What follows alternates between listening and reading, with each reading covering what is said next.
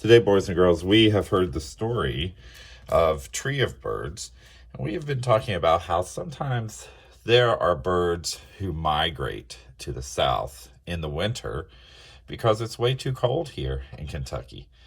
Today, we're going to be drawing a bird, and we are going to be using those geometric shapes. I'm going to go to the top of my lined paper. Notice I'm starting today with the big white rectangle at the top. I'm going to draw an oval for my bird's head. There we go. I'm going to draw a triangle for his beak. Now I'm going to give him a body, making an oval. And part of my oval is behind the first one, behind the head. I started on one side, and I came all the way down and back up like I was making the letter O. Now I'm going to go right in the middle of the head. I'm going to curve back so that my bird has a wing.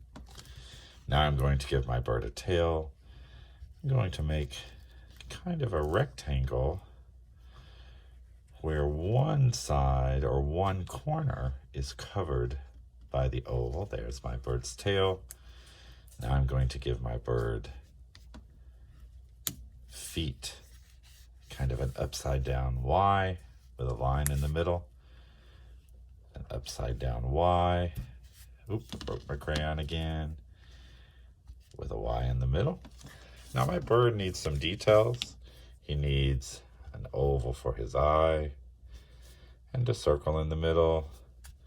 He needs some lines to show that he has feathers on his tail, maybe a few lines on his wing. My bird is floating, so I'm going to follow this line all the way across. I'm going to create a branch and come back all the way across. Last week we talked about the trees losing their leaves, and so I'm just going to add another little twig or branch to my artwork. Your bird can be any color you want. I was thinking about the green tufted tropicals in our story. I gave him blue wings, a yellow stomach with a little bit of green, and orange for his beak.